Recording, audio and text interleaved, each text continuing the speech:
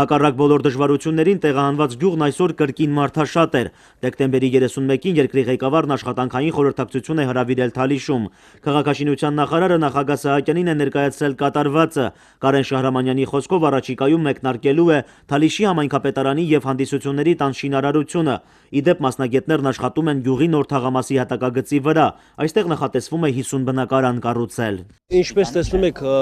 մեծամասնությամբ կարելի ասել, որ համարյա 90%-ով բնակիչները ենթակա չեն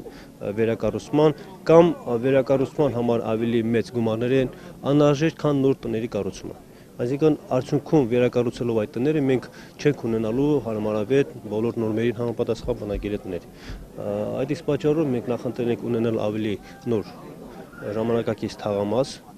իր բոլոր հարմարություններով եւ թաքստոցներով, ապաստարաններով եւ բոլոր մայթերով եւ թեւեկելու մասով, գիշերային լուսավորությամբ, շրջօրյա ջրամատակարարմամբ, անհետև կենցաղային կոյուղու գծերով,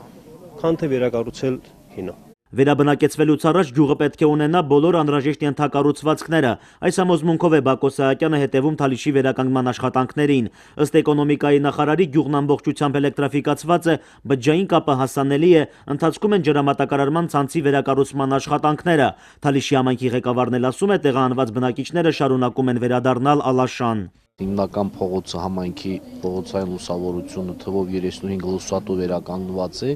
եւս 50 լուսատու համաձայն գլխավոր պլանի հատակագծի գլխավոր պլանի ավարտելուց հետո մենք եւս 50-ը կտեղադրենք Թալիշի մի հատվածներ ապահովված բջջային հեռախոսակապով, մենք տեղադրել ենք եւս 2 լրացուցիչ հեռարձակման կայան եւ այսօր ամբողջ համայնքը եւ վերևի հատվածում եւ ներքևի հատվածում թե բջջային թե հեռուստահեռարձակման ազդանշանները հասանելի են։ Սահմանամերձ համայնքում տոնածառը զարդարված էր, բնակիչներին շնորհավորել է երկրի ղեկավարը։ Պատերազմական գործողություններից հետո Թալիշում այս անգամ ձմեռպապն ավելի քան սպասված էր։ Հավատում են երեխաները ու նա գալիս է նվերներով։ Մանկավարժների խոսքով ամենամեծ նվերը, որ ամանորը թալիշցի փոքրիկները դիմավորում են հայրենի գյուղում, սա շատ կարևոր է նրանց համար։ Սա ասում է, որ երեխաները ուրեմն հույսով են, հավատով են լցված, որ հաջորդ ուրեմն գալիք նոր տարին 2018 թիվը կդիմավորեն հենց Թալիշ գյուղում։ Համոզված եմ, որ կլինի հենց այդպես։ Ամանորի ամենամեծ ցանկությունն է, որ նոր տարում թալիշցիներն ապրեն ու արարեն Թալիշում, իսկ դա սարերի ետևում չէ։ Ասում են, ինչպես դիմավորեն, այնպես էլ անցնելու է տարին։ Գյուղացիներն ուրախ են վերադառնալու մեծ ցանկությամբ համակված։ Տեսնում են, Թալիշն օրորի անվտանգ է կատարված մեծածավալ աշխատանքների շնորհիվ։ Ամանորի կապակցությամբ առաջին հերթին խաղաղություն ամբողջ աշխարհում բոլոր ժողովուրդներին խաղաղություն լինի, իսկ բոլոր թալիշցիներ, ովքեր ծրվել են